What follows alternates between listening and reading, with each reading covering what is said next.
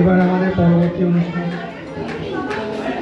প্রতিটি ব্যক্তি প্রদত্ত পরিবেশ থেকে অর্জিত জ্ঞান, ধারণা, তত্ত্ব বিকাশকে মূল্যায়ন করে দক্ষতা অর্জনের চেষ্টা করে। এই জ্ঞান এক তৃপ্তির অনুভূতি দেয়।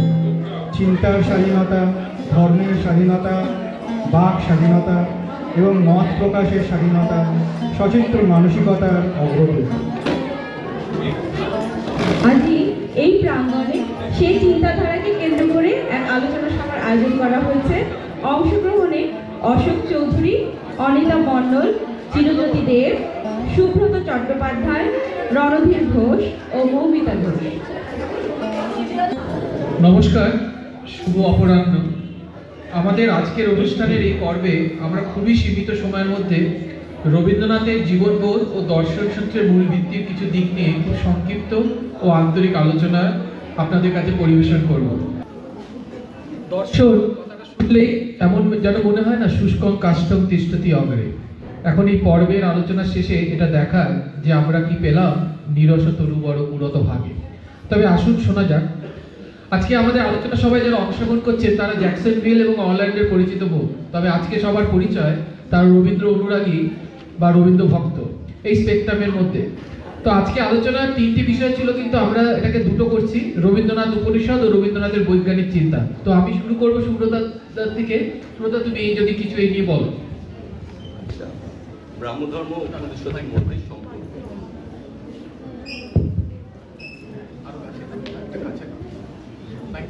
দুটির মধ্যে যথেষ্টই যোগাযোগ ছিল, কারণ ব্রাহ্মধর্ম অদ্বৈত ব্রহ্মপদের উপর প্রতিষ্ঠিত। উপনিষদের প্রথম এবং ষষ্ঠ শ্লোক দুটি যথা জগতে যা কিছু আছে সবই ঈশ্বর দ্বারা আচ্ছাদিত, আর যিনি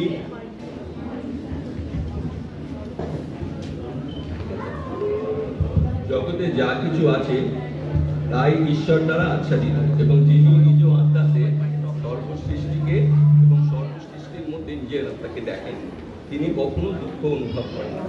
এইটা ছিল ব্রাহ্ম সমাজের মূল ভিত্তি। গীতোপনিষদের গীতোপনিষদে রাজযোগ ও ভক্তিযোগ ব্রাহ্ম মহাসভাগুলিতে আলোচিত।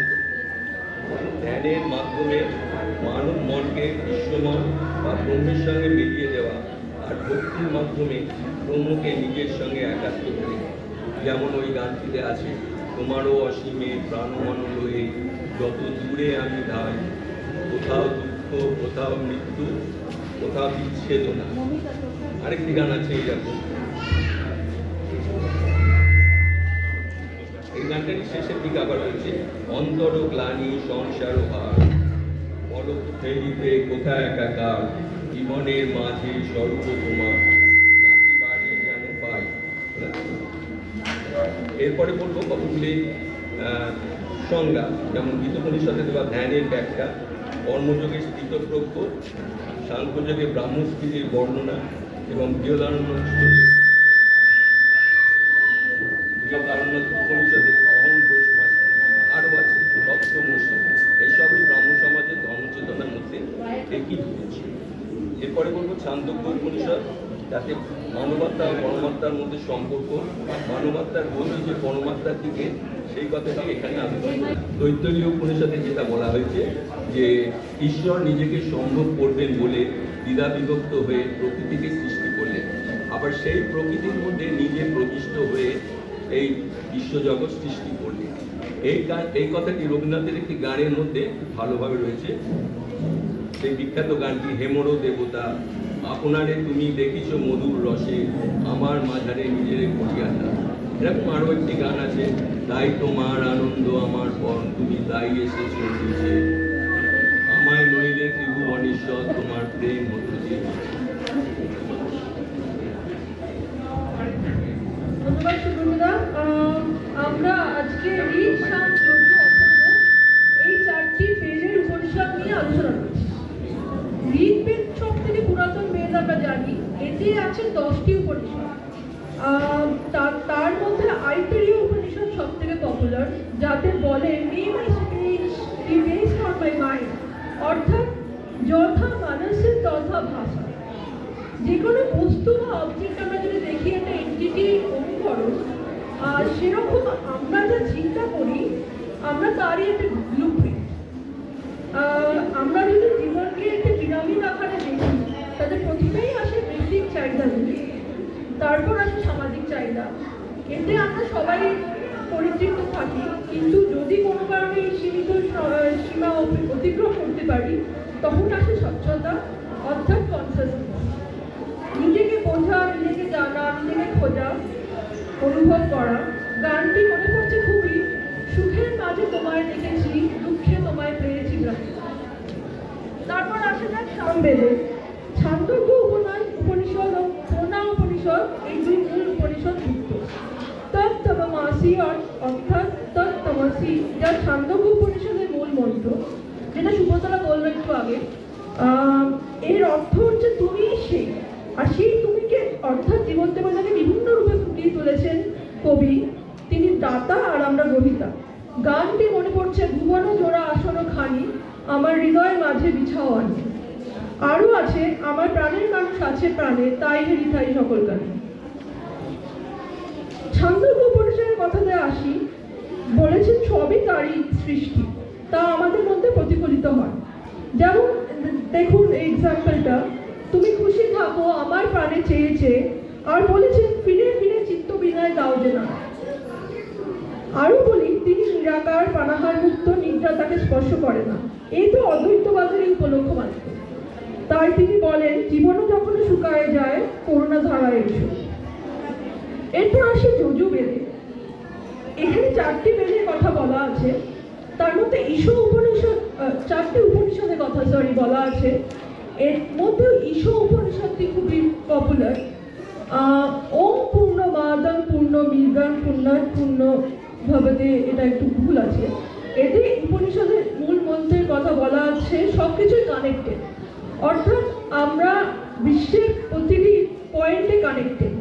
সবার মাঝারে তোমারই স্বীকার করিব হে, শুধু আপনার মনে নয়, শুধু আপনার কোণে নয়। ঈশ্বর উপনিষদের সঙ্গে যে গানটি সরাসরি যুক্ত, সেটা আমরা সবাই জানি, প্রথম আদি তবস। এরপর আসি কথা উপনিষদে, ওম সানা ভবতু সানো ভবতু, অর্থাৎ আমরা অস্তিত্বের জন্য লড়াই করি। অন্ধকারটা দূর করতে পারে না, একমাত্র আলোই তা করতে পারে, এটা আমরা সবাই জানি। তাই কবির কথায় প্রতিফলিত হয়, আধারে গায়ে গায়ে পরস্তব, সারা রাত কোটাক তারা নবনব। শেষে আসি অথর্ববেদে। 3টি উপনিষদ আছে, মুন্ডাকা উপনিষদ, মান্ডুক্য উপনিষদ আর প্রসন্ন উপনিষদ। এর মেন পয়েন্টটি হলো ট্রুথ ফাইন্ডিং, অর্থাৎ সত্য সন্ধান করা। মান্ডুক্য উপনিষদে আছে, সত্যমেব জয়তে নানিকতং সত্যের পন্থা বিগত দিবজ্ঞান, অর্থাৎ সত্য সন্ধানের বহু পথ আছে, তবে সত্যেরই জয় হয়, মিথ্যার জয় হয় না। যে গানটি খুবই মনে পড়ছে, আমরা সকলেই এই গানটি ভালোবাসি হয়তো, সত্য মঙ্গল প্রেমময় তুমি ধ্রুব জ্যোতি তুমি অন্ধকারে। আর লাস্টে বলি, মুন্ডক্য উপনিষদে আছে, সর্বং হৃদয়তে ব্রহ্মাত্মা, অর্থাৎ ইটারনাল অহম ব্রহ্মাই ইটারনাল। আর এই ইটারনাল শক্তিকে যদি আমরা উপলব্ধি করি নিজেদের মধ্যে, তাহলে আর কোনো ভয় থাকবে না, আমরা ভয়মুক্ত হতে পারবো। কবির গানে শেষ শুনলে, আধারে গায়ে গায়ে পরস্তব, সারা রাত ফোটাক তারা নবনব, আর রেখো না আধারে আমায় দেখতে দাও, তোমার মাঝে আমায় আপন। ধন্যবাদ। আপনারা মৌমিতার কাছে শুনলেন বিভিন্ন উপনিষদের রবীন্দ্রনাথ কিভাবে তার নিজস্ব জগৎকে বিছিয়েছিলেন বিভিন্ন উপনিষদের ভিত্তিগুলো ধরে ধরে। আমি এবার আপনাদের বলবো রবীন্দ্রনাথের সৃষ্টিতে দ্বৈত এবং অদ্বৈতবাদ এই নিয়ে কিছু কথা। একমেবাদ্বিতীয়ং আনন্দরূপমৃতং ইয়দ্ বিভাতি, এই কথাগুলো রবীন্দ্রনাথের শান্তিনিকেতনের মূল ফটকে লেখা আছে। রবীন্দ্রনাথ ঠাকুর তার লেখায় দ্বৈত এবং অদ্বৈতবাদের দর্শন ও ধারণা নিয়ে বিভিন্নভাবে গভীর আলোচনা করেছেন। তার গানে আমরা সেই দর্শনের অনুভূতি পাই, তার অগাধ যে সৃষ্টি তাতে আমরা দেখতে পাই কিভাবে তিনি সমস্ত দর্শনকে ঘেঁটে একটা তার নিজস্ব দর্শন তৈরি করেছেন, তার সৃষ্টিগুলোকে তিনি সাজিয়েছেন, তার সৃষ্টিগুলোকে তিনি ক্রমাগত করে গেছেন। একটা উদাহরণ তার গানে আমরা পাই, সীমার মাঝে অসীম তুমি, বাজাও আপন সুর, আমার মধ্যে তোমার প্রকাশ, তাই এত মধুর। তার অতলান্ত সৃষ্টির গহনে যাওয়া এক দুঃসাধ্য কাজ মনে হয়, কিন্তু মনকে যদি নিযুক্ত করি সেই কাজে তবে তা আনন্দের। তার সৃষ্টির ব্যাপ্তি এতটাই প্রশস্ত ও গভীর যে তার অনুভূতিটুকু বোধের নাগালে আনতে গেলে সময়কে বেঁধে নিয়ে বসতে হয় নিমগ্ন চিত্তে। তখনই তার বিদগ্ধতার সঙ্গে কিছুটা হলেও অদ্বৈত হওয়ার দিকে এগোনো যায়। মানুষের ধর্ম প্রবন্ধে তিনি লিখেছেন, বৃহদারণ্যকে একটি আশ্চর্য বাণী আছে। অধো মোহনং দেবতাম উপাস্তে অন্নহসৌ অন্নহহম অস্মিতি না সবেদ যথা পশুরেবং সদেবানাম। যে মানুষ অন্য দেবতাকে উপাসনা করে সেই দেবতা অন্য আর আমি অন্য এমন কথা ভাবে, সে তো দেবতাদের পশুর মতোই, তাই না? অর্থাৎ সেই দেবতার কল্পনা মানুষকে আপনার বাইরে বন্দি করে রাখে। তখন মানুষ আপন দেবতার দ্বারাই আপন আত্মা হতে নির্বাসিত, অপমানিত। এখানে তিনি একাত্মতার কথা বলছেন। তিনি মূলত উপনিষদের অদ্বৈত দর্শনে বিশেষভাবে প্রভাবিত ছিলেন, যেখানে ব্রহ্ম এবং আত্মার একত্বের কথা বলা হয়। তিনি জীবন, প্রেম, প্রকৃতি এবং ঈশ্বরের সাথে মানুষের সম্পর্কের উপর দ্বৈত এবং অদ্বৈত দর্শনের প্রভাব বারে বারেই তুলে ধরেছেন। তাঁর গীতাঞ্জলি, গীতিমাল্য, নৈবেদ্য, মানসী ইত্যাদি কাব্যগ্রন্থগুলিতে এই ধারণাগুলির সুন্দর উপস্থাপনা আমাদের অনুভবকে বাস্তবায়িত করে। তাঁর গান, নাটক এবং গীতিনাট্যগুলিতেও এই দর্শনের ছাপ রয়েছে। তাঁর লেখায় মানবিক এবং আধ্যাত্মিক উভয় দিকের সমন্বয় ঘটেছে, যা তাঁর দ্বৈত এবং অদ্বৈতবাদের ধারণাকে প্রতিফলিত করে। কবি দ্বৈত ও অদ্বৈত সম্পর্কিত বিবিধ সুগভীর আলোচনা করেছেন তাঁর শান্তিনিকেতন গ্রন্থের প্রবন্ধগুলিতে। শান্তিনিকেতন গ্রন্থের প্রবন্ধাবলিতে তিনি বলছেন, তর্কের ক্ষেত্রে দ্বৈত এবং অদ্বৈত পরস্পরের একান্ত বিরোধী। হাঁ যেমন নাকে কাটে, না যেমন হাঁকে কাটে, তেমনি তারা বিরোধী। কিন্তু প্রেমের ক্ষেত্রে দ্বৈত এবং অদ্বৈত ঠিক একই স্থান জুড়ে রয়েছে। প্রেমেতে একই কালে দুই হওয়াও চাই, আবার এক হওয়াও চাই। এই দুই প্রকাণ্ড বিরোধের কোনোটাই বাদ দিলে চলে না, যে আবার তাদের বিরুদ্ধ রূপে থাকলেও চলবে না। যা বিরুদ্ধ তাকে অবিরুদ্ধ হয়ে থাকতে হবে। এই এক সৃষ্টি ছাড়া কাণ্ড এ কেবল প্রেমেতেই ঘটে। এই জন্যই কেন যে আমি অন্যের জন্যে নিজেকে উৎসর্গ করতে যাই, নিজের ভিতরকার এই রহস্য তলিয়ে বুঝতে পারি না। তিনি কিন্তু স্বার্থ জিনিসটা বোঝা কিছু শক্ত নয়। উপনিষদে ঈশ্বরের সম্বন্ধে এই জন্য কেবলই বিরুদ্ধতাই দেখতে পাই। ইয়ো এখনো বর্ণ বহুদা শক্তি যোগাত বর্ণান কেনা নিহিতাদর্থী দধাতি। তিনি এক এবং তার কোনো বর্ণ নেই, অথচ বহু শক্তি নিয়ে সেই জাতিহীন এক অনেক জাতির গভীর প্রয়োজন সকল বিধান করছেন। যিনি এক, তিনি আবার কোথা থেকে অনেকের প্রয়োজন সকল বিধান করতে যান? তিনি যে প্রেম স্বরূপ, তাই শুধু এক হয়ে তাঁর চলে না, অনেকের বিধান নিয়েই তিনি থাকেন।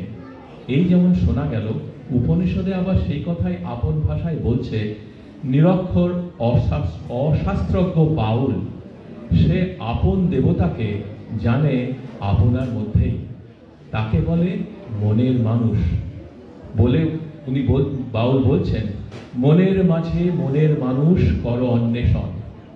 আমার মধ্যে যে মহান আত্মা আছেন, যিনি জরা, মৃত্যু, শোক, ক্ষুধা, তৃষ্ণার অতীত, যিনি সত্য কাম, সত্য সংকল্প, তাকে অন্বেষণ করতে হবে, তাকে জানতে হবে। শান্তিনিকেতন ব্রহ্মচর্যাশ্রম সম্পর্কে তিনি বলছেন, এই তপবনটির মধ্যে একটি নিগূঢ় রহস্যময় সৃষ্টির কাজ চলছে। সেই রহস্যটি আমাদের মধ্যে কে দেখতে পাচ্ছে, যে একটি জীবন দেহের আবরণ আজ ঘুচিয়ে দিয়ে পরম প্রাণের পদপ্রান্তে আপনাকে সম্পূর্ণ সমর্পণ করে দিয়েছে। সেই জীবনের ভাষামুক্ত, স্বরমুক্ত, অতি বিশুদ্ধ আনন্দ এখানকার নিস্তব্ধ আকাশের মধ্যে নির্মল ভক্তি রসে সরস একটি পবিত্র বাণীকে কেবলই বিকীর্ণ করছে, কেবলই বলছে, তিনি আমার প্রাণের আনাম, মনের আনন্দ, আত্মার শান্তি। সে বলা শেষ হচ্ছে না, সেই আনন্দের কাজ আর ফুরালো না। তাই কবি গেয়ে ওঠেন, তাই তোমার আনন্দ আমার পর, তুমি তাই এসেছ নিচে, আমায় নইলে ত্রিভুবনেশ্বর, তোমার প্রেম হতো যে নিচে। আমায় নিয়ে মেলেছ এই মেলা, আমার হিয়ায় চলছে রসের খেলা, মোর জীবনে বিচিত্র রূপ ধরে তোমার ইচ্ছা তরঙ্গিছে।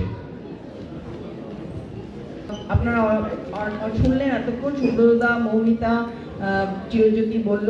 আমি ব্রহ্ম সমাজ ও রবীন্দ্রনাথ নিয়ে কিছু কথা বলবো। রবীন্দ্রনাথ ঠাকুর উপনিষদের ধারণার উপর তার নিজস্ব আলোচনা এবং অনুভব যোগ করেছিলেন। উপনিষদের শিক্ষাগুলি থেকে প্রভাবিত হয়ে তিনি তার ধারাবাহিক লেখা এবং কবিতা তৈরি করেছিলেন। এই ব্যাপারে আমি বলতে চাই যে মনেরই আজ কহ যে ভালো মন্দ যাহাই আসুক সত্যের এলাও সহজে। ব্রাহ্ম সমাজ বা ব্রাহ্ম সভ্যতা ঊনবিংশ শতাব্দীতে স্থাপিত এক সামাজিক ও ধর্মীয় আন্দোলন, যা বাংলার পুনর্জাগরণের কর্ণধার হিসাবে পরিচিত। সত্য অনুসন্ধানই এই সমাজের প্রধান এবং গুরুত্বপূর্ণ লক্ষ্য ছিল। কর্ণধার রামমোহন রায়ের মৃত্যুর পর তার ঘনিষ্ঠ বন্ধু ও সহযোগী দ্বারকানাথ ঠাকুরের পুত্র দেবেন্দ্রনাথ ঠাকুর এই কাজটি হাতে নেন।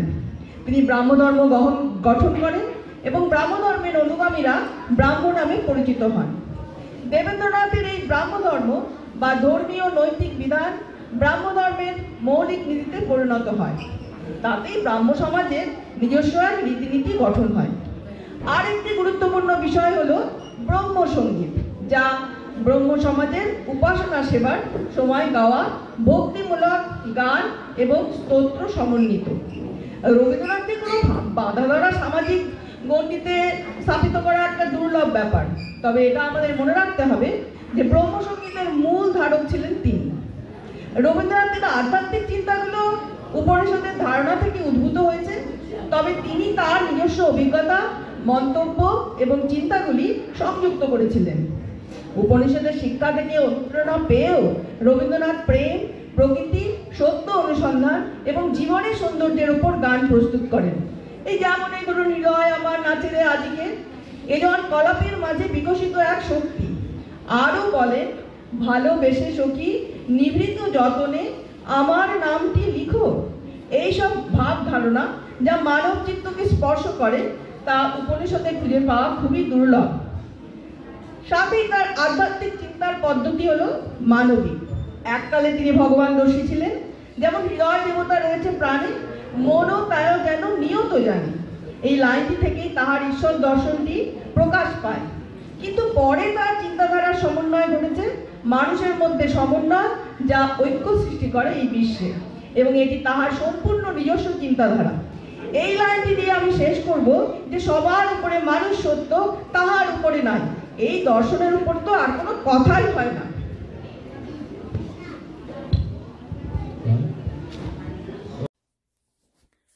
ধন্যবাদ অনিতা। কবিগুরুকে প্রণাম ও উপস্থিত সকলকে শুভেচ্ছা জানিয়ে শুরু করছি। এতক্ষণ রবীন্দ্রনাথের ওপর উপনিষদের প্রভাব শুনে আমরা ঋদ্ধ হলাম। এবার একটু অন্য পথে হাঁটা যাক।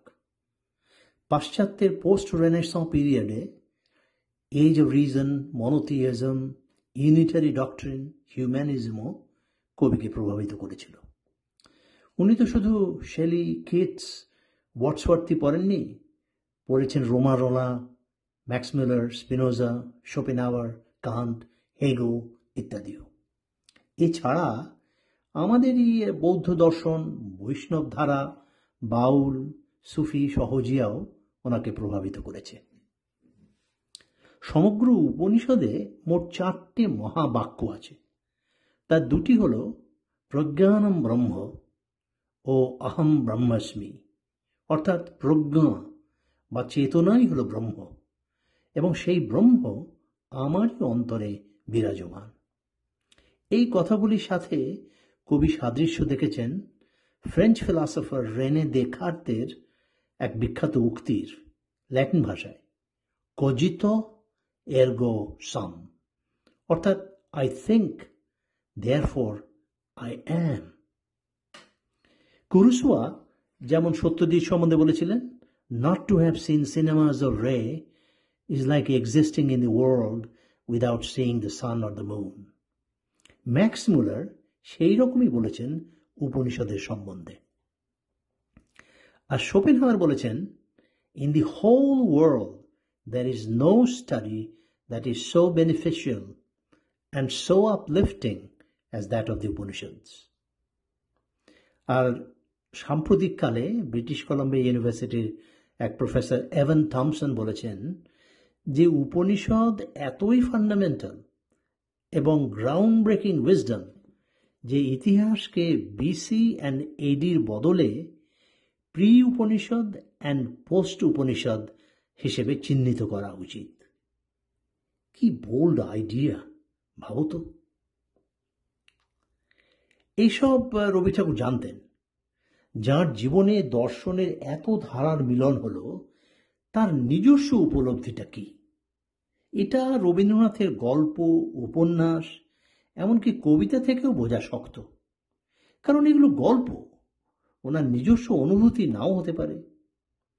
যে দেবতা মোক্ষদার চল তরে দিয়ে আসি সাগরের জলে, এটা শুনে রাখালের মৃত্যুর কারণ হলেন, তিনি রবি ঠাকুরের দেবতা হতে পারেন না, তাই না? আমাদের যেতে হবে রবীন্দ্রনাথের পত্রাবলী ও প্রবন্ধতে, যেটা ওনার নিজস্ব বৌদ্ধিক সত্তার ফসল, আর ওনার গানে যেটা ওনার অনুভূতির প্রকাশ। এবার আমি একটা লেফট টার্ন নিয়ে স্পিরিচুয়ালিজমকে একটা স্পেকট্রামে দেখতে চাই, যার এক মেরুতে আছে নিরীশ্বরবাদ বা এথিইজম, যারা ঈশ্বরে একেবারেই বিশ্বাস করে না। এখানে আছেন আমাদের চার্বাক মুনি, বৌদ্ধ জৈন দর্শন, আর বিশিষ্ট মলিকুলার বায়োলজিস্ট জেমস ওয়াটসন ও কসমোলজিস্ট স্টিফেন হকিন্স তো পরিষ্কারই বলেছেন, দেয়ার ইজ নো গড। এছাড়া আরও গুণী মানুষ আছেন এই দলে, যেমন হেমিংওয়ে, রিচার্ড ফাইনম্যান, নোম চমস্কি ইত্যাদি। কাজেই এটাও একটা অ্যাকসেপ্টেবল মতবাদ। আর অন্য মেরুতে আছে থেইজম বা ঈশ্বরবাদ, এবং সেই ঈশ্বর যিনি নিয়ত ব্রহ্মাণ্ডের ঘটনাবলী নিয়ন্ত্রণ করে চলেছেন। এর নানা রকম ক্লাসিফিকেশনও আছে, যেমন মনোথিইজম, পলিথিইজম, প্যানথিইজম, হেনোথিইজম ইত্যাদি। এই দুই মেরুর মাঝে আরও অন্তত দুটি মতবাদ পর্যালোচনা করা প্রয়োজন। একটা হলো অজ্ঞেয়বাদ বা অ্যাগনস্টিসিজম। এরা ঈশ্বর আছে কি নেই কোনোটাই বিশ্বাস করে না, কারণ এটা অজ্ঞেয়, আননোন অ্যান্ড আননোয়েবল, অনেকটা কার্ট গোডেলের ইনকমপ্লিটনেস থিওরামের মতন। আর এদের মতে শুধু তাই না, ঈশ্বরের অস্তিত্বটা একটা সুন্দর পৃথিবীর জন্যে নাইদার নেসেসারি নর সাফিসিয়েন্ট, খুব গুরুত্বপূর্ণ দুটো শব্দ। এই দলে আছেন Huxley, Spinoza, Kant, Bertrand Russell, এমনকি আমাদের সিভি রহমান। এটা হলো 3 নম্বর গেল। আরেকটা মতবাদ এই স্পেকট্রামে বলা দরকার, তাকে বলে ডেইজম বা স্বরবাদ। এরা কোনো মেটাফিজিক্যাল ঈশ্বরে বিশ্বাস করে না, কিন্তু একটা কসমিক কনসিয়াসনেসে বিশ্বাস করে, যেটা পৃথিবীর এত যে র্যান্ডমনেস, তার মধ্যে একটা স্থিতি, একটা অর্ডার মেনে চলেছে। এই দলে আছেন Voltaire, Lincoln, Adam Smith, Max Planck এবং আইনস্টাইন। এদের একটা ভেরিয়েশন আছে, তারা বলে এসব কিছু না, পৃথিবী মানে ব্রহ্মাণ্ডে যত ফিজিক্যাল লজ আছে, নোন এবং আননোন, সেই লজের সমষ্টি, সেটাই ভগবান, সেটাই ঈশ্বর, এর বেশি কিছু নেই। এখন এই তো আমি অন্তত 4টে আলোচনা করলাম। তো রবীন্দ্রনাথকে ভাই এর মধ্যে কোথায় পাবো? বিরাট একটা স্পেকট্রাম। আমার মনে হয় রবীন্দ্রনাথের চিন্তার ব্যাপ্তিটা এতটাই ছিল যে একই সাথে এই সমস্ত যে মতবাদ সেটাকে সাবস্ক্রাইব করে গেছে। এই বিজ্ঞানের একটা শাখা আছে, তাকে বলে কোয়ান্টাম মেকানিক্স, সে ভয়ঙ্কর ব্যাপার সেটা। তাহলে নানা রকম চিন্তাধারা, তারা বলবে একটু এক্সটেনশন করে, বাড়াবাড়ি করেই বলছি, তারা বলবে যে দোলা এখানে আছে এবং একই সাথে ও দেশে ওর বন্ধুর সাথে গল্প করছে অ্যাট দ্য সেম টাইম, এই বলে সুপারপোজিশন। তো রবীন্দ্রনাথের আমার ধারণা এই যে এতগুলো মতবাদ সবগুলোর সাথেই উনি মানে পোষণ করে গেছেন। তো অক্সফোর্ডে হিবার্ট লেকচার, একটা নাম করা লেকচার, খুব বেশি লোক বলেনি আমাদের থেকে, রবীন্দ্রনাথ, রাধাকৃষ্ণন আর বোধহয় রুস্তম রায় বলে একজন প্রফেসর ছিলেন ফিলাডেলফিয়াতে, তিনি বলছেন, তারা বলেছে যে প্রাচ্যের এই ঋষি পোয়েট, মিস্টিক পোয়েট বোধ হয় এথিস্ট। আর রবি ঠাকুর তো নিজেই বলেছেন যে বৈরাগ্য সাধনে মুক্তি সে আমার নয়। অর্থাৎ আমাদের মধ্যে যারা নিরীশ্বরবাদী বা এথিস্ট আছে, রবীন্দ্রনাথ তাদের জন্য। আসলে কবি ছিলেন প্রকৃতি ও সুন্দরের পূজারী, মানবতার উপাসক, আর এই অনন্ত ব্রহ্মাণ্ডের মাঝে একটা চেতনার ঐক্যতানের সন্ধ্যা দিয়ে।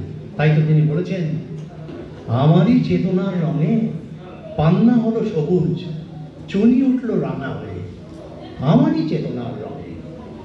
আমি চোখ মেললুম আকাশে, জ্বলে উঠল আলো পূবে পশ্চিমে, গোলাপের দিকে চেয়ে বললুম সুন্দর, সুন্দর হলো সে। তুমি বলবে এই যে তত্ত্ব কথা, এ কবির বাণী নয়। আমি বললাম এ সত্য, তাই এ কাব্য। তো কোয়ান্টাম মেকানিক্স অশোকদা যখন বললো, আইনস্টাইনের কথাও আসলো, তো এরকম একটা ডিসকাশনে তখন আমাদের মনে হয়েছিল যে মানে ঠিক রবীন্দ্রনাথের আর বিজ্ঞান সচেতনতার সঙ্গে কানেকশনটা নিয়ে আমরা এই আলোচনাটি সংক্ষিপ্তভাবে করব। তো সুব্রতদা, তুমি একটু যদি শুরু করো।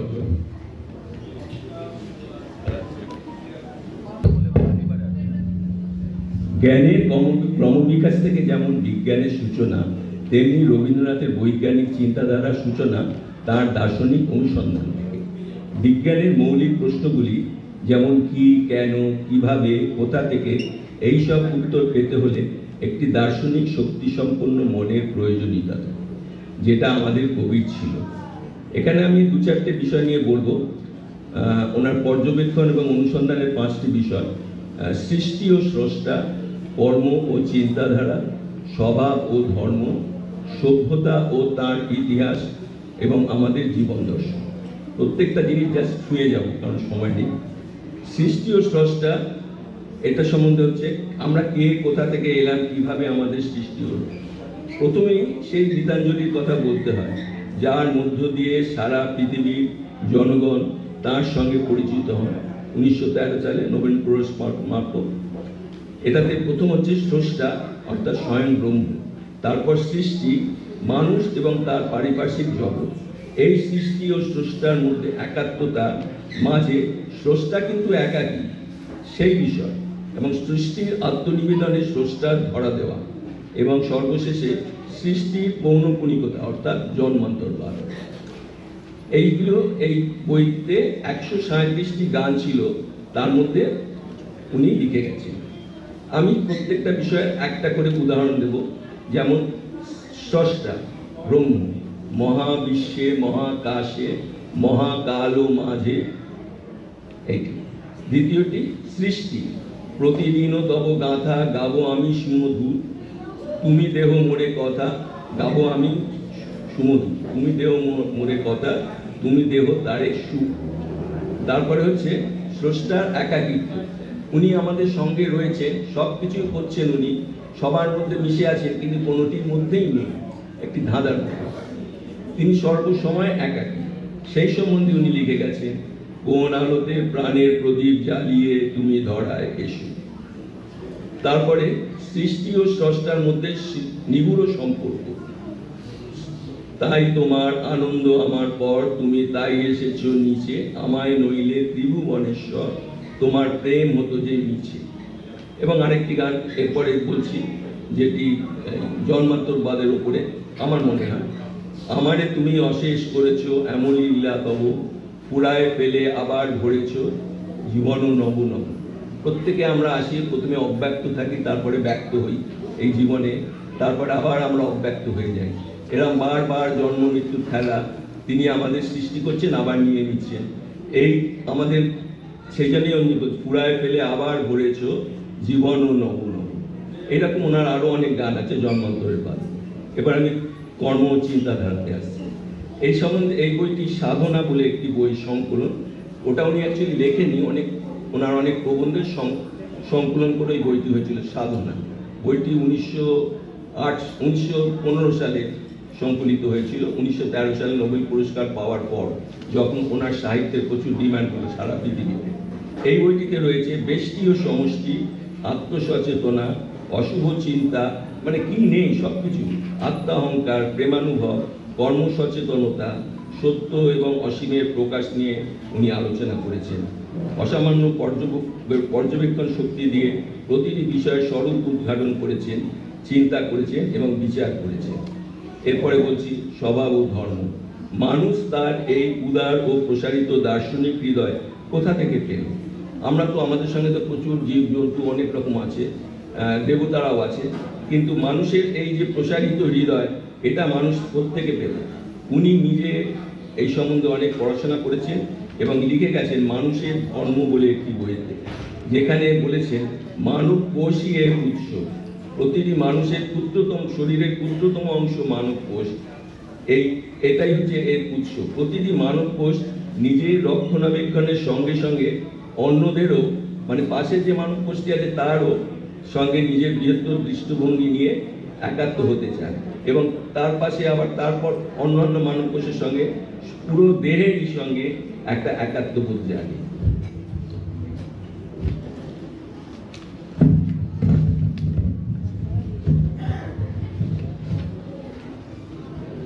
এই জ্ঞানের জন্যই মানুষের শ্রেষ্ঠত্ব। মানুষ একমাত্র বুদ্ধির শেষ পর্যায়ে অর্থাৎ আনন্দময় কোষে পৌঁছতে পারে, অন্যান্য প্রাণীগণ ম্যাক্সিমাম প্রাণময় বা মনোময় কোষ পর্যন্ত পৌঁছতে পারে, বিজ্ঞানময় করতে সুদূর। এরপরে বলছি সভ্যতা ও তার ইতিহাস। একটি উল্লেখযোগ্য বই বলছি এখানে, সৃষ্টির একতা। এই বইটি বিভিন্ন পর্বে আমরা পাই বিভিন্ন দার্শনিক বিষয়, যেমন ভারতবর্ষের বেশিরভাগই ধর্ম সম্বন্ধে, ভারতবর্ষের ধর্ম, প্রাচ্য, পাশ্চাত্য সভ্যতার সংজ্ঞা। আমাদের ভারতবর্ষের ধর্ম সেই বৈদিক যুগে ছিল, বৈদিক যুগ, তারপর পৌরাণিক যুগ, পৌরাণিক যুগের পর থেকে শঙ্করাচার্য, তারপরে শঙ্করাচার্যের পরে হিন্দু যুগে শেষ হয়ে গেল, কুতুবুদ্দিন আইবক তারা এলো, মুসলিম যুগ শুরু হলো, তারপরে মুঘল যুগ এবং সর্বশেষে ব্রিটিশ। এই সমস্ত কিছু সভ্যতা একসঙ্গে আমাদের দেহের মধ্যে রয়েছে, রক্তের মধ্যে রয়েছে সভ্যতার অংশ, যেটা উনি একটি ভারত তীর্থ কবিতাতে লিখে গেছেন। হেমর চিত্ত পূর্ণ তীর্থ জাগরে তীরে, ওই বইটারই, ওই গল্পটারই, ওই কবিতাটিরই একটি অঙ্ক যেটা সবচেয়ে আমার ভালো লাগে। হেতায় আর্য, হেতা অনার্য, হেতায় দ্রাবিড় চীন, সব হুন দল, পাঠান মোগল এক দেহে হল। এইটার মধ্যে দিয়ে উনি এই সমস্ত কিছু সারাংশ প্রকাশ করেছেন। সবশেষে আসি আমাদের জীবন দর্শন।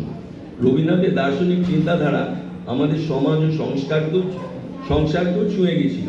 একটি উল্লেখযোগ্য বই ঘরে বাইরে। উপন্যাসটিতে যেখানে রয়েছে বঙ্গভঙ্গ আন্দোলনের পটভূমিকায় এক আদর্শ স্বামী নিখিলেশ, তার স্ত্রী বিমলা এবং তৃতীয় পুরুষ সন্দীপের পারস্পরিক সম্পর্ক। বইটি লেখা হয়েছিল 1908 সালে। 1905 সালে বঙ্গভঙ্গ আন্দোলন হয়েছিল, তো সেটার ব্যাকগ্রাউন্ড রেখে এই বইটি লিখেছিলেন। এর মধ্যে আছে পুরুষ ও স্ত্রীর সম্পর্ক, এছাড়া রাজনৈতিক সামাজিক আন্দোলন, স্ত্রী স্বাধীনতার উন্মেষ। তখন থেকে আমরা স্ত্রী স্বাধীনতার কথা শুনতে শুরু করেছি, এই সময় থেকে জাতিভেদের ক্ষতিকর প্রভাব ও সবশেষে একটি নারীর উত্তরণে জটিল দার্শনিক বিশ্লেষণ উনি করেছিলেন। দেখা গেল সর্বশেষে বিমলার স্বামী নিখিলেশ মৃত প্রজাদের হাতে, সন্দীপ অন্তর্হিত, কারণ তার কাজ ছিল বিপ্লবের সূচনা করা এবং বিপ্লবটা একবার লেগে গেলে সেখান থেকে সরে গিয়ে আবার নতুন জায়গায় সেটা শুরু করা।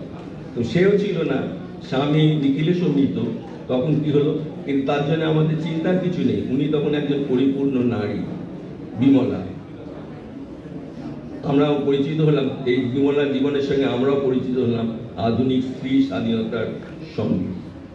নমস্কার। ধন্যবাদ সুব্রতদা, দারুণ, খুব এনজয় করলাম আমরা। আমি বলি রবীন্দ্রনাথ ঠাকুরকে বৈজ্ঞানিক বলবো এরকম রসকসবিহীন মানুষ আমি খুব একটা নই। আগাগোড়া তবে বিজ্ঞান সচেতন মানুষ বলেই আমি রিসার্চ করে খুঁজে পেলাম। যে পংক্তিগুলো উল্লেখ না করে পারছি না সেটা সুব্রতদা অলরেডি বলেছেন, মহাবিশ্বে মহাকাশে মহাকালোর মাঝে আমি মানব ভ্রমে বিস্ময়ে। বিজ্ঞানের শুরুতে আছে এক ঝাঁক বিস্ময়, আর তার থেকে জন্ম নেয় অনুসন্ধানে। তাই কবি বলেন, জানার মাঝে অজানারে করেছি সন্ধান। পিরামিডাল স্ট্রাকচারে আবার যদি ফেরত যাই, তবে ডিফারেন্সগুলো বোঝানোর জন্য বলি, লজিকের দ্বারা পরীক্ষাবদ্ধ জ্ঞানই আমার কাছে সায়েন্স, আর তার আরও অ্যাবস্ট্রাকশন লেভেলের পরিকল্পনা হলো ফিলোসফি। এরা এক একটি হায়ারার্কিতে বিচরণ করে, তাই তাদের সমন্বয়টাই আমার কাছে খুবই বিস্ময়কর এবং কঠিন ব্যাপার, তাও চেষ্টা করছি। প্রাকৃতিক রূপ, রং, রহস্য এই নিয়ে প্রশ্ন উত্তর খুঁজেছেন তিনি বারে বারে। বলেছেন, অসীমকালে জিহিল লোলে জোয়ার ভাটায় ভুবন দোলে, নারীতে মোর রক্ত ধারায় লেগেছে তার টান। অর্গান সিস্টেম নিয়ে আলোচনা করেছেন এখানে আমার মতে, তার ওপর জোয়ার ভাটার টান বুঝিয়েছেন। শেষ জীবনে বই লিখেছেন বিশ্ব পরিচয়, সহজ সীমা অতিক্রম করেছেন, দূরকে করেছেন নিকট, অদৃশ্যকে করেছেন প্রত্যক্ষ, আর দুর্গকে দিয়েছেন ভাষা। নক্ষত্র বিজ্ঞান ও প্রাণবিজ্ঞান নিয়ে চর্চা করেছেন তিনি। আল্ট্রাভায়োলেট রেকে বলেন বেগুনি পাড়ের আলো, আর ইনফ্রারেডকে বলেন লাল উজানের আলো, আর ফোটন কলারকে বলেন জ্যোতিষ্কণা। এর উল্লেখ আমরা বিভিন্ন গানে পেয়েই থাকি। রাজশেখর বসু, জগদীশচন্দ্র বসু, মেঘনাদ শাহ আর প্রসন্নচন্দ্র ওনার বন্ধু ছিলেন। ওনার গান এখনো বসু বিজ্ঞান মন্দিরে গাওয়া হয়। পরমাণু লোক, নক্ষত্র লোক, সৌরজগৎ, গ্রহলোক, ভূলোক, এইসব বিভিন্ন পরিধি নিয়ে ইনি বই লিখেছেন। ছোট বড় যে আপেক্ষিক, এটাও বারে বারে উল্লেখ করেছেন। ম্যাক্রোকজম থেকে মাইক্রোকজমের স্তরে বিভিন্ন লেয়ারে উনি গান লিখেছেন। এক্সাম্পল যদি বলি, তোমাতে রয়েছে কত শশী ভানু, তাতে হারায় না কবু অনুপ্রমাণু। এই যে রিয়াকশন, এতে তিনি বলেছেন শক্তির কোনো ক্ষয় নেই। বিপুল তরঙ্গ হেলে, এতে তরঙ্গকে বিশ্লেষণ করেছেন। ওগো নদী আপন বেগে পাগল পাড়া, এতে চলন গমনকে বলেছেন আমার মতে। আর মেঘ বলেছে যাবো যাবো, এ তো আপেক্ষিকতাকে বিশ্লেষণ করার উপলক্ষ মাত্র। ক্লাইমেট চেঞ্জে রেন সাইকেলকে উনি ডিফাইন করেছেন, বলেছেন মাটির মুখে বন্দি যে জল মিলিয়ে থাকে, মাটি পায় না তাকে। যে জল উপরে যায় তার ডিফারেন্ট ফরমেশন আলাদা রূপে আমাদের কাছে ফেরত আসে। আমরা অবজার্ভ করি টেলিস্কোপ দিয়ে, মাইক্রোস্কোপ দিয়ে, উনি ইন্দ্রিয়ের দ্বারা অনুভব করেছেন। আর তাই বলি, আলোর স্রোতে পাল তুলেছে হাজার প্রজাপতি, আলোর ঢেউয়ে উঠল মেতে মল্লিকা মালতী। এ তো বিজ্ঞান স্বরূপ এক পংক্তি। তবে শেষে বলি, ফিলোসফি যদি বলে কি আমার কাছে, সায়েন্স তার উত্তরে পথ তৈরি করে দেয়, পরিপূরক একের অপরে, কিংবা ফিলোসফি আরও অ্যাবস্ট্রাক্ট লেভেলে। এটাই উনি বলতে চেয়েছেন। নমস্কার।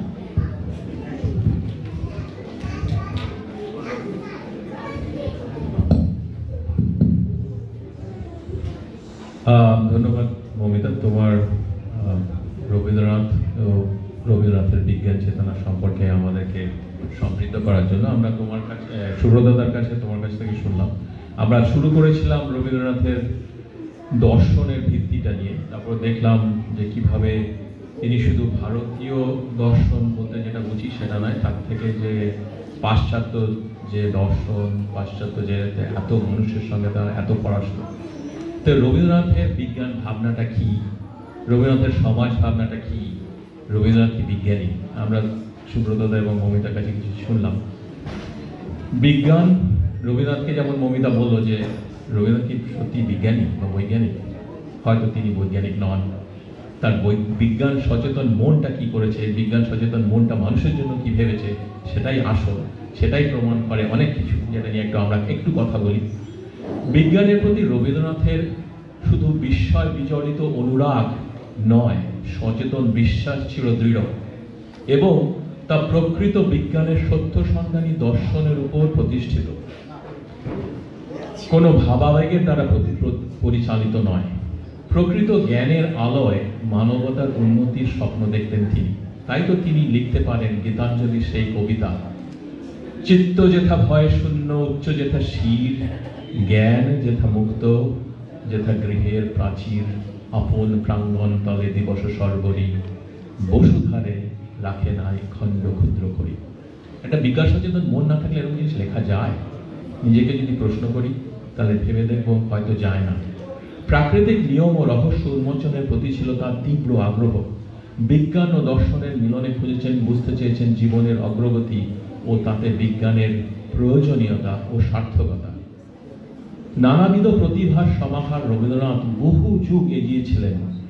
তাঁর সমসাময়িক এবং আমাদের সমসাময়িক যে মানুষ আমরা যে জায়গায় আছি, কে কিভাবে তার উদার মানবতাবাদী দর্শন, দার্শনিক এবং বৈজ্ঞানিক চিন্তার উপর ভিত্তি করে, যা আজও যৌক্তিকভাবে প্রতত প্রাসঙ্গিক।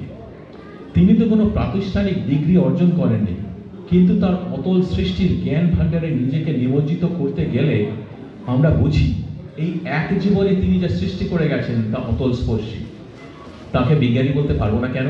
এই প্রশ্নটা যদি করি, ভাষাকে তিনি যা দিয়ে গেছেন তা ভাষার বিজ্ঞান ছাড়া কি? এই প্রশ্নটা কি করতে পারি? মনে হয় পারি। শিক্ষার মাধ্যমে বিজ্ঞানের প্রসার ছিল তাঁর লক্ষ্য। জ্ঞানের প্রয়োগে মানব জীবনের সুখ ও সাফল্য অর্জনে বিজ্ঞানের মুখ্য ভূমিকা তিনি অত্যন্ত সুগভীরভাবে জেনেছেন, বুঝেছেন এবং তার প্রয়োগ করেছেন। আমরা শুনেছি আমাদের আগের পর্বে যে কিভাবে তিনি বিভিন্ন চিন্তাবিদ, বৈজ্ঞানিক, দার্শনিকদের সঙ্গে কথাবার্তা আলোচনা করেছেন। আমি আর আমার এটা বেশি দীর্ঘায়িত করব না, ছোট করে আমি এখানে উল্লেখ করব যে তিনি তার ভাবনা চিন্তায় বিজ্ঞান, তার যে প্রয়োগ সেটা কিভাবে করবেন সব সময় ভেবেছেন। 1906 সালে তিনি শান্তিনিকেতনের 3 যুবককে আমেরিকার ইলিনয় বিশ্ববিদ্যালয় কৃষি, ডেয়ারি এবং ফার্মিং এর অধ্যয়নের জন্য পাঠিয়েছিলেন। তারা কারা ছিলেন?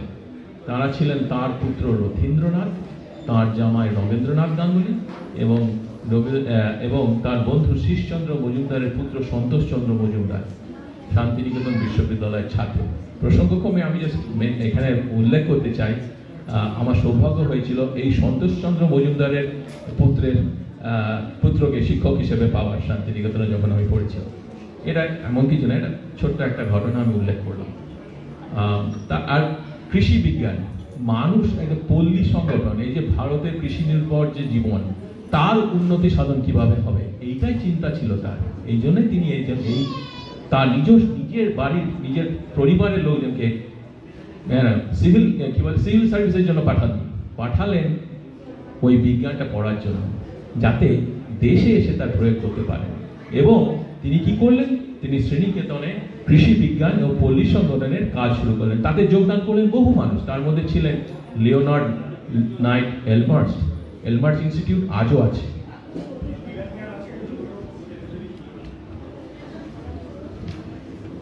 মমিতা বলেছে একটু আগে, তার শেষ জীবনের দিকে তিনি বিজ্ঞানের বিষয়ের উপর একটি গ্রন্থ লিখেছিলেন, বিশ্ব পরিচয়, 1937 সালে।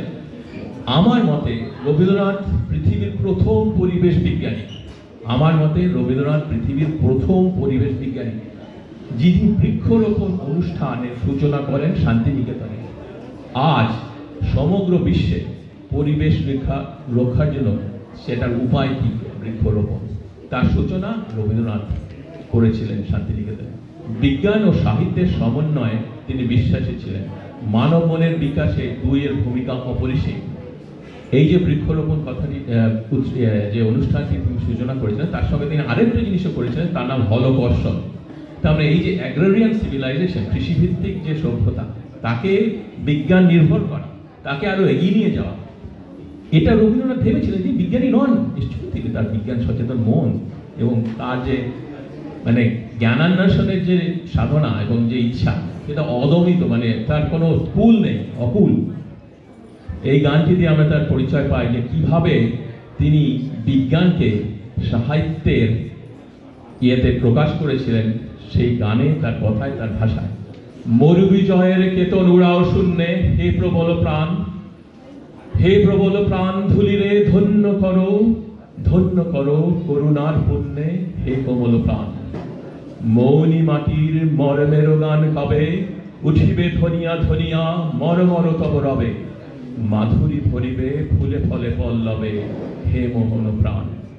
এমন চিরায়ত সত্যকে বা প্রাণের অবর্তনকে কে আর এমনভাবে গ্রথিত করেছেন, গানে রূপ দিয়েছেন, প্রাণ দিয়েছেন, তার রবীন্দ্রনাথ ছাড়া?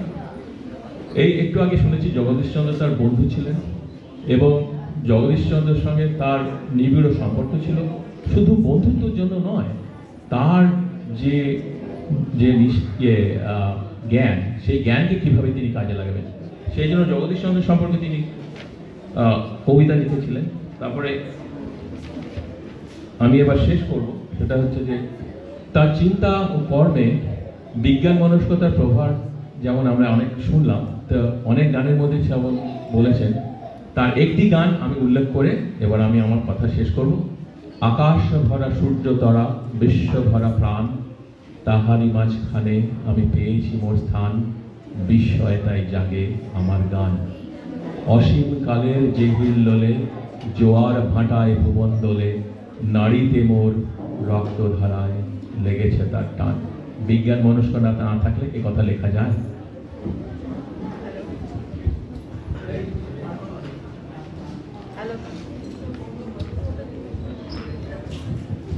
হ্যালো, আমি খুবই সংক্ষিপ্ত ভাবে বলবো রবীন্দ্রনাথ এবং বিজ্ঞান। রবীন্দ্রনাথ ঠাকুর বিভিন্ন লেখার এবং উদ্যোগের মাধ্যমে বিজ্ঞানের প্রতি তার আগ্রহ প্রদর্শন করেছেন। এটা আমি 5 ভাগে তৈরি করেছিলাম। বিজ্ঞানীদের সাথে চিঠিপত্র প্রথমবার ঠাকুর তার সময়ের বিশিষ্ট বিজ্ঞানীদের সঙ্গে বিস্তৃত চিঠিপত্র আদান প্রদান করেছেন, যেমন আলবার্ট আইনস্টাইন। তাদের চিঠিপত্রের আদান প্রদান বিশেষ করে প্রকৃতি ও মহাবিশ্ব সম্বন্ধে বক্তব্য এবং এতে মানবিকতার স্থান ও বৈজ্ঞানিক অনুসন্ধান রয়েছে। দ্বিতীয় ভাগ হচ্ছে বক্তৃতা। ঠাকুর বৈজ্ঞানিক বিষয়ের উপর বক্তৃতা বিশেষ বৈশিষ্ট্যপূর্ণ। প্রায়শই তার দার্শনিক বক্তৃতায় তিনি বৈজ্ঞানিক ধারণাগুলিকে বিবৃত করতেন। উদাহরণস্বরূপ, বিদেশে তার বক্তৃতায় তিনি আধুনিক সভ্যতা গঠনে বিজ্ঞানের তাৎপর্য সম্পর্কে কথা বলেছেন এবং বিজ্ঞান ও আধ্যাত্মিকতার মধ্যে একটা সুরেলা সম্পর্কের প্রয়োজনীয়তার উপর জোর দিয়েছেন। তৃতীয় ভাগ হলো শিক্ষামূলক উদ্যোগ। রবীন্দ্রনাথ ঠাকুর বিশ্বভারতী বিশ্ববিদ্যালয় প্রতিষ্ঠা করেছিলেন, যার লক্ষ্য ছিল একটি পরিবেশ গড়ে তোলা যেখানে কলা, মানবিক এবং বিজ্ঞান একসাথে বিকাশ লাভ করতে পারে। বিশ্ববিদ্যালয়টিতে বৈজ্ঞানিক অধ্যয়নের জন্য বিভাগগুলি অন্তর্ভুক্ত ছিল এবং ইহা সাহিত্য ও সাংস্কৃতিক সাধনার পাশাপাশি বৈজ্ঞানিক শিক্ষার গুরুত্বের প্রতি ঠাকুরের আকর্ষণ প্রদর্শন করে। 4 নম্বরে উদাহরণস্বরূপ তার উপন্যাস বিসর্জন, সমাজের উপর বৈজ্ঞানিক অগ্রগতির প্রভাব। সবার শেষে বলি দার্শনিক অন্বেষণ। ঠাকুরের দার্শনিক রচনাগুলি প্রায়শই বৈজ্ঞানিক ধারণা ও নীতিগুলিকে অন্তর্ভুক্ত করে। তিনি বৈজ্ঞানিক আবিষ্কার এবং আধ্যাত্মিক অন্তর্দৃষ্টি উভয় থেকে অনুপ্রেরণা নিয়ে সমস্ত মহাবিশ্ব এবং প্রকৃতির সাথে সম্পর্কিত ধারণাগুলি অন্বেষণ করেছিলেন। তাই সামগ্রিকভাবে বিজ্ঞানের প্রতি রবীন্দ্রনাথ ঠাকুরের আগ্রহ ছিল বহুমুখী। এতে বুদ্ধিবৃত্তিক আদান প্রদান, শিক্ষামূলক প্রচেষ্টা, সাহিত্যিক অভিব্যক্তি, দার্শনিক প্রতিফলন অন্তর্ভুক্ত ছিল, যা সবকটি মানুষের বোধগম্যতা ও অগ্রগতি গঠনে বিজ্ঞানের গুরুত্ব সম্পর্কে তার স্বীকৃতির উপর জোর দিয়েছিল। নমস্কার। আমাদের এরপরে 2টো প্রোগ্রাম আছে। অশোকদা, তুমি কি কোনো ক্লোজিং রিমার্ক এই ব্যাপারে কিছু করবেন? কারণ আমাদের 4:15, 4:15, তো ক্লোজিং রিমার্ক যদি কিছু করো তাহলে আমাদের। আমি শুধু তাহলে আমি স্কিপ করে যাচ্ছি। আমি শুধু বলতে চাই যে খুব ছোট করেই বলছি যে রবীন্দ্রনাথ তো বিজ্ঞানী ছিলেন না, রবীন্দ্রনাথ বিজ্ঞান মনস্ক ছিলেন, যেটা আজকের দিনে ভারতবর্ষে বহু প্রতিষ্ঠিত বিজ্ঞানীর মধ্যেও পাওয়া যায় না। আমি শুধু একটা ওনার কবিতা ছোট্ট একটা অংশ পড়েই শেষ করব। উনি, আমরা শুনলাম, বোধহয় মৌমিতার কাছে শুনলাম, যে অ্যাস্ট্রোনমি বা জ্যোতির্বিজ্ঞান সম্বন্ধে বিশেষ উৎসাহী ছিলেন, এবং সেই প্রসঙ্গে একটা শুধু লাইন বলে শেষ করব। উনি লিখছেন, এটা হচ্ছে কসমোলজির রেসপেক্ট। প্রথম দিনে সূর্য প্রশ্ন করেছিল সত্তার নতুন আবির্ভাবে, কে তুমি? মেলেনি উত্তর। বৎসর বৎসর চলে গেল, দিবসের শেষ সূর্য শেষ প্রশ্ন উচ্চারিল পশ্চিম সাগর তীরে, কে তুমি? পেল না উত্তর। অবিজ্ঞানী রবীন্দ্রনাথ ছিলেন পূর্ণমাত্রায় একজন বিজ্ঞান মনস্ক, জ্ঞান পিপাসু পলিম্যাথ। নমস্কার। Thank you.